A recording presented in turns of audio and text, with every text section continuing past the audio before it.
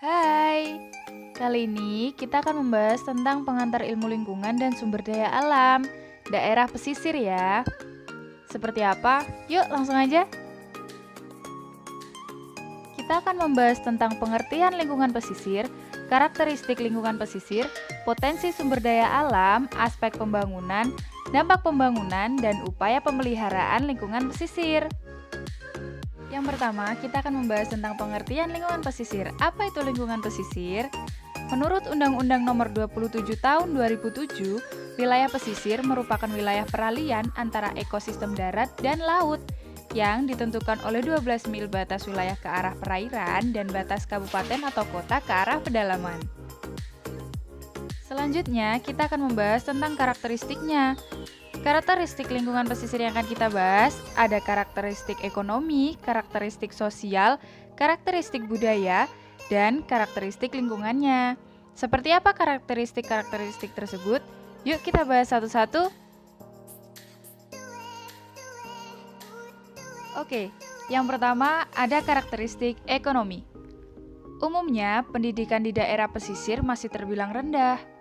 Karena pengetahuan masyarakat yang kurang menyebabkan tidak maksimalnya produksi atau pemanfaatan sumber daya alam yang ada di sekitar daerah pesisir.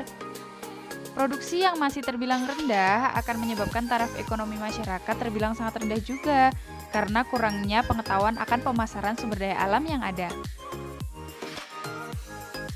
Yang kedua, ada karakteristik sosial. Kesejahteraan masyarakat pesisir masih terbilang sangat rendah.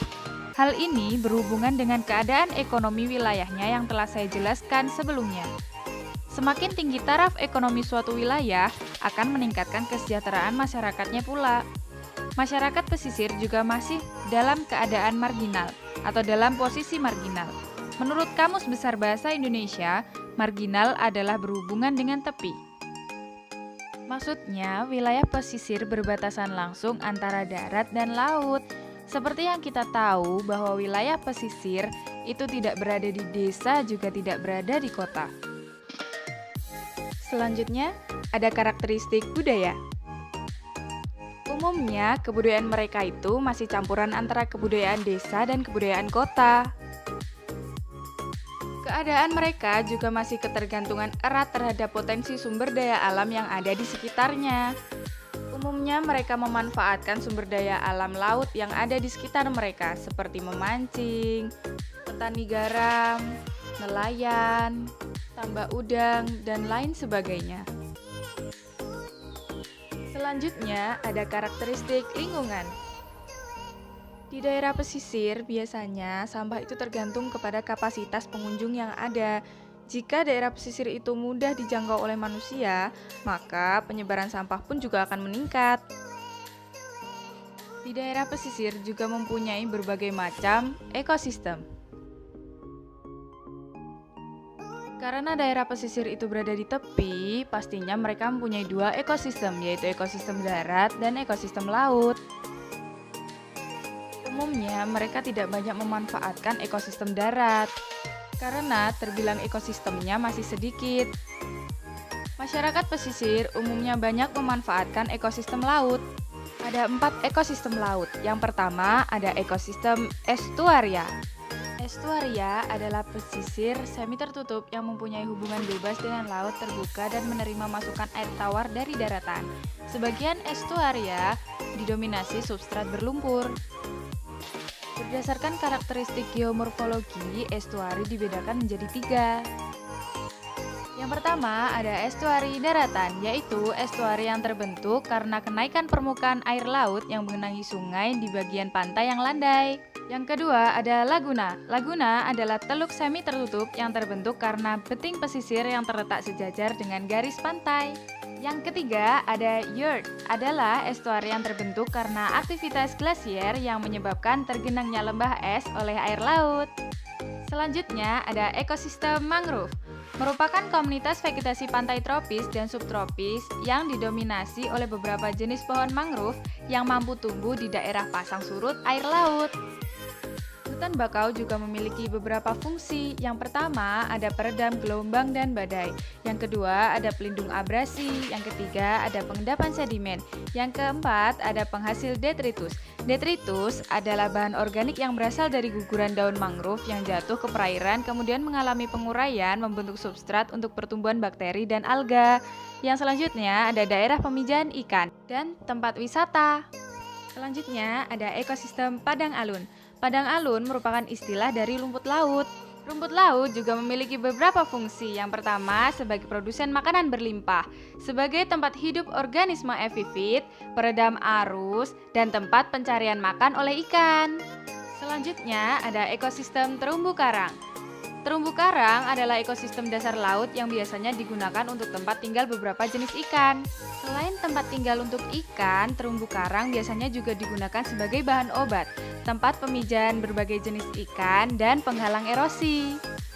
Selanjutnya, kita akan membahas tentang potensi sumber daya alam daerah pesisir.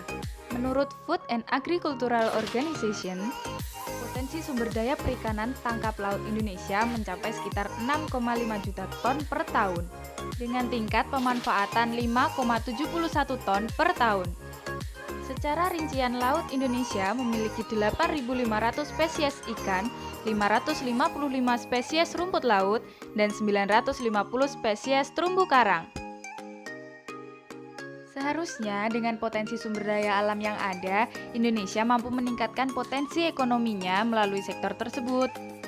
Secara ekonomi, sumber daya dan jasa yang dimiliki pesisir telah memberikan kontribusi terhadap produk domestik bruto nasional sekitar 30%.